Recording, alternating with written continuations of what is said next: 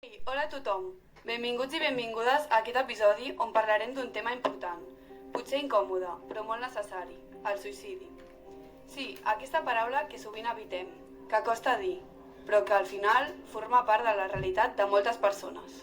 Tranquils, que no venim a fer cap classe ni a donar dades mèdiques. Som estudiants, com molts de vosaltres, i volem explicar-vos que hem après treballant amb una associació que ens ha remogut molt, la Niña Amarilla.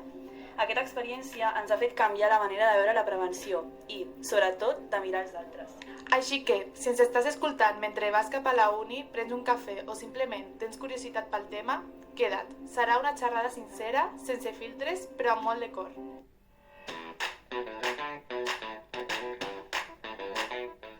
Abans d'aquest projecte, jo pensava que parlar del suïcidi era perillós, que si en parlaves podies empitjorar la situació, com si fos un tema prohibit. Però als tallers amb la Niña Amarilla vaig entendre que el silenci és justament el que més mal fa. Exacte. Hi ha tanta por a dir la paraula que al final deixem sola la gent que pateix. I el que més necessiten moltes vegades és tot el contrari. Algú que escolti, que no fugi. Recordo una frase que ens van dir: parlar del suïcidi no provoca el suïcidi, però callar-lo sí que pot fer-ho. Em va quedar molt gravada. Em va fer pensar com canviaria tot si ens atrevíssim més a preguntar com està realment la gent. Exacte, i no es tracta de tenir respostes, es tracta d'estar-hi, de dir, ei, et veig, estic aquí i no has de passar-ho tot sol. Moltes vegades pensem que per ajudar cal saber molt o tenir un títol, però la veritat és que tots podem fer petites coses que signifiquen molt. Sí, per exemple, escoltar sense jutjar sona fàcil, però no ho és. No és dir, va, anima't, sinó realment escoltar, deixar espai perquè l'altre pugui parlar.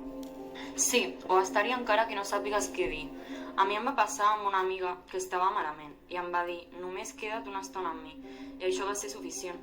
De vegades acompanyar és callar, però no desaparèixer. Una altra cosa que vam aprendre amb la Niña Amarilla és que cuidar dels altres també passa per cuidar-nos nosaltres. Si estàs saturat, trist o cansat, és molt difícil sostenir ningú més. No cal ser herois, cal ser humans. Totalment, i també saber derivar. Si veus que algú està molt malament, que parla de fer-se mal o que ja no pot més, l'important és acompanyar-lo a demanar ajuda.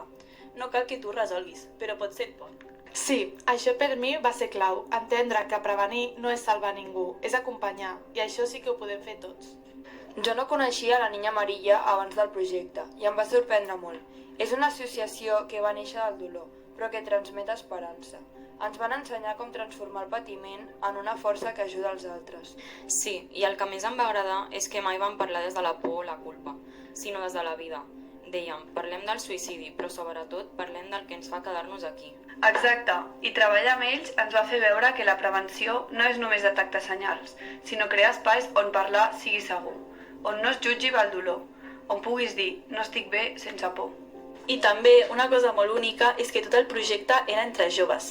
Va ser com veure que, si hi ha ganes de canviar les coses, que sí que volem cuidar-nos entre nosaltres. A mi personalment m'ha canviat la manera de mirar la gent. Ja no dono per fet que algú està bé només perquè somriu. Ara intento preguntar més, escoltar més. Jo he après que tots necessitem sentir-nos vistos, que la prevenció comença en el més simple, en una conversa, en un missatge, en quedar-te una estona més. I em quedo amb aquesta idea, no cal ser experts, només persones disposades a escoltar, perquè de vegades una conversa pot salvar una vida. Si estàs passant per un moment difícil o si coneixes algú que ho està, si us plau, no t'ho quedis per tu. Parla'n, demana ajuda. I si no saps per on començar, la Niña Amarilla pot ser un bon lloc. D'altra banda, si ets dels que escolta, dels que acompanya, recorda també cuidar-te tu. Perquè prevenir el suïcidi també és construir xarxes, espais on parlar del que fa mal i que això no sigui un tabú. Gràcies per escoltar-nos, gràcies a la Niña Amarilla per ensenyar-nos que l'esperança també s'aprèn.